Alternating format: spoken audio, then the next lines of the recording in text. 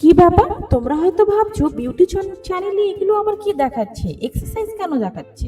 আসলে কি বলো তো, আমাদের মেকআপটা যদি সুন্দর করতে চাই না, আমাদের ইন্টারনাল যেটা হেলথ সেটা কিন্তু ভালো থাকতে হবে। আর ওটা যখন ভালো থাকবে তখনই তোমার স্কিনে গ্লো করবে, আর স্কিনে গ্লো করলেই কিন্তু ভালো মেকআপ হবে, জানো তো। আমার জীবন থেকে এগুলো একটু হারিয়ে গিয়েছিল বলে আমি মুটিয়ে গিয়েছি, আমার মুখে ব্রণ হয়েছে।